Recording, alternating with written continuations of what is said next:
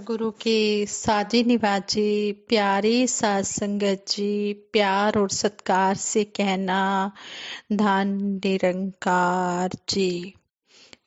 सात संगत जी, सतगुरु माता जी, निरंकारी राजपिता जी, आप सात संगत मां निरंकार दातार के आशीर्वाद लेते हुए दासी यह विचार रखने जा रही है। इन विचारों द्वारा हमें यही समझाया गया है कि जो भी धन संपत्ति हम कमाते हैं, सतगुरु की कृपा से जो भी ये धन कमाते हैं, चाहे कोई जॉब करता है, चाहे कोई बिजनेस करता है, चाहे कोई जो भी काम करता है, वो धन को किस तरह सदुपयोग में लाता है, ऐसा स्टोरी द्वारा हमें समझाया गया है। जिस तरह हमें समझाया गया है, इस तरह हम भी अपने अपने धन को सदुपयोग में लगाएं।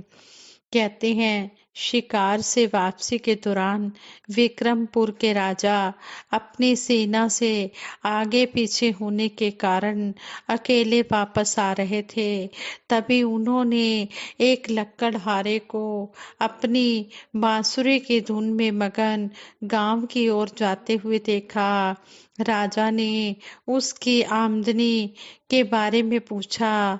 लकड़हारा बोला, महाराज, मैं डेली 4 मुद्राएं कमा लेता हूँ। उनमें से एक मुद्रा कुएं में फेंक देता हूँ, दूसरी कर्ज में चुका देता हूँ, तीसरी मुद्रा को मैं उधार दे देता हूँ और चौथी मुद्रा को जमीन में गाड़ देता हूँ। राजा को लकड़हारे के अपनी कमाई को उपयोग में लाने का यह तरीका समझ में नहीं आया। दूसरे दिन दरबार में राजा ने अपने दरबारियों से लकड़हारे के अपनी आमदनी को खर्च करने के इस तरीके का मतलब समझाने को कहा। अभी विद्वान दरबारी इसका कोई भी संतोषप्रद उत्तर नहीं दे पाए।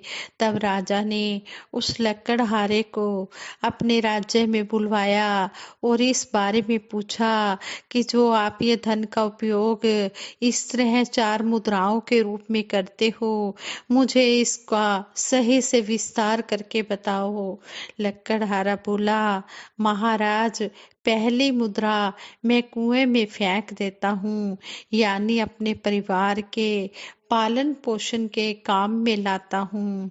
दूसरी मुद्रा से मैं कर्ज चुकाता हूँ, यानी मेरे माता पिता जिन्होंने मेरे जन्म से मेरे जीवन में स्थापित होने तक मेरे लिए लगातार मेहनत की है, उनके वृद्धावस्था में होने वाली सभी समस्याओं को दूर करने के काम में लाता हूँ। तीसरी मुद्रा मैं उधार में दे देता हूँ, यानी अपने बच्चों की उचित शिक्षा दीक्षा के काम में लाता हूँ, ताकि मेरे बच्चे अच्छी शिक्षा लेकर इंडिपेंडेंट बने, आत्मनिर्भर बने। और चौथी मुद्रा जिसे मैं जमीन में गाड़ देता हूँ, अर्थात धर्म व समाज से जुड़ी सभी जिम्मेदारियां जहां मेरे योगदान की जरूरत होती है, उस जगह उसका उपयोग कर लेता हूँ। राजा के साथ ही सभी दरबारी भी लकड़हारे के ऐसे उत्तर को सुनकर लकड़हारे की तारीफ करने लगे। सात संगत जी, इस स्टोरी से हमें यही सीखने को मिला है कि हमने अपना धन का उपयोग इस लकड़हारे की तरह ही करना है। जो पहली मुद्रा का बताया कि हमने अपने जो भी कमाते हैं सतगुरु की कृपा से हमने अपने परिवार के पालन पोषण में लगाना है। और दूसरी मुद्रा जो हमारे घरों में बुजुर्ग माता पिता हैं, जिस जिस घर में भी बुजुर्ग माता पिता हैं, वो सभी उनके अपने माता पिता के कर्ज को चुका तो नहीं सकते, पर इस तरह थोड़ा बहुत कर्जा तो चुका ही सकते हैं। उनकी पूरी तरह से देख रेख करें, उनको अच्छी से अच्छी डाइट दें, ताकि वो अंतिम समय तक स्वस्थ रहें। और तीसरी मुद्रा, अपने बच्चों को अच्छे संस्कार संस्कार दें, अच्छी शिक्षा दें, ताकि वो बड़े होकर बहुत अच्छी शिक्षा लेकर बहुत अच्छी पोस्ट पर वो कामयाबी हासिल करें, जॉब करें, बिजनेस करें, जो भी करें वो बहुत अच्छा करें। और चौथी मुद्रा हम सेवा सिमरन सत्संग में लगाएं, सेवा में लगाएं, संतों की सेवा में लगाएं। जो सतगुरु ने हमें ये धन दिया है, सतगुरु का ही दिया हुआ है, इसका हम सदुपयोग करें और इस तरह हम अपने जीवन को हम सार्थक बनाएं, सफल बनाएं। ये सब तभी हो सकता है जब हमें सतगुरु के चरणों का संग मिलता है, जब हम संतों महापुरुषों के संग आते हैं, सतगुरु की शरण मिलती है, तो सतगुरु ही हमें बताते हैं कि धन का सदुपयोग कैसे करना है। संपूर्ण हरदेव वाणी में सतगुरु बाबा हरदेव सिंह जी महाराज हमें समझाते हैं, जन्म मरण के बीच का जीवन प्रीत प्यार का सागर हो, मानवता की आन के खातिर पल पल ही न्योछावर हो। जन्म मरण के बीच का जीवन सबको ही सुखकारी हो, लगा हुआ परमार्थ में हो, जन जन का हितकारी हो। जन्म मरण के जीवन बीच का जीवन जग में एक मिसाल बने, सूरज जैसा चमके दमके, अंबर सा विशाल बने।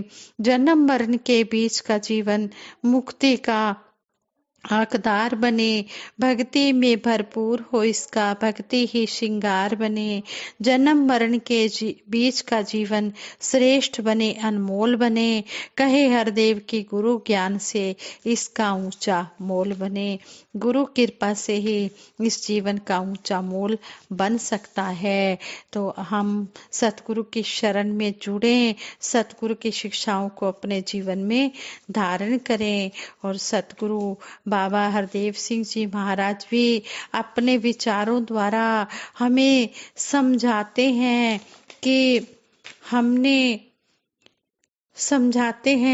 कि हमने जो भी हमें ये शिक्षाएं मिल रही हैं, हमने इन पर चलना है, इन्हें अपने जीवन में अपनाना है। और कहा है कि इंसान तू अपने दोनों जहानों की बाजी जीत ले, इस लोक और परलोक दोनों को संभाल ले। तेरी यह आत्मा जन्मों जन्मों का भार उठाकर चलती चली जा रही है, यह अनेकों शरीर धारण करती जाती है, अनेकों प्रकार की योनियों से गुजरती है। हर किसी की आत्मा का उद्धार हो जाए, इसलिए महात्मा हर युग में यह सत्य का पैगाम देते आए हैं। सतगुरुदेव बाबा हरदेव सिंह जी महाराज ने कहा कि शाश्वत के साथ नाता जोड़कर ही इस आत्मा के भरम भुलेखे खत्म हो सकते हैं। परमात्मा शाश्वत सत्ता है, इस शाश्वत के साथ नाता जोड़कर ही इस आत्मा की गति होती है और जीवन को सच्चा आधार मिलता है। परमात्मा के बारे में कहते हैं, तीन काल है सत्य तू, मिथ्या है संसार। तीन काल यह परमात्मा ही सत्य है। संसार और संसार की बनावट जो कुछ भी रचना में आई है, इस सबको सत्य के संज्ञा नहीं दी गई है। तीनों काल यह परमात्मा ही सत्य है। स्थान युग चाहे कोई भी हो, इस परमात्मा की सत्यता लगातार कायम रहती है। परमात्मा में मौसमों की तरह बदलाव नहीं होता है। यह निराकार परमात्मा काल में बंधा हुआ नहीं है, स्थानों के साथ यह परमात्मा बदल नहीं जाता, इसलिए इसको शाश्वत सत्य कहा गया है। बाबा जी कहते हैं कि अगर हम घर और परिवारों के वातावरण को सुंदर बनाएंगे तो निश्चित तौर पर सारा संसार सुंदर बन जाएगा। सभी जागरूक नागरिक बनकर देश और समाज की भलाई में काम करें और अपने पारिवारिक व सामाजिक कर्तव्यों की पालना करते हुए निरंकार दातार का एहसास बनाए रखें। प्रभु से नाता जोड़े रखेंगे तभी मन में शीतलता आएगी। भगत की यही चाहना होती है कि हे प्रभु, श्वास श्वास तेरा सिमरन होता रहे, एक एक पल की कदर करने की जरूरत है। इसी ओर संतों महापुरुषों ने इंसान को प्रेरित किया है। इंसान प्रभु से नाता तोड़ कर जी रहा है। इसी कारण इसकी सोच विपरीत है। इंसान की सोच का एहसास इंसान के व्यवहार को देखकर होता है। आज लोगों की वाणी और व्यवहार में भी कड़वाहट है। परमात्मा को भुलाने का मतलब मन में विकारों का जन्म है, जिससे मन संकीर्ण, अभिमानी, लोभी बन जाता है। लालसाएं प्रबल हो उठती हैं।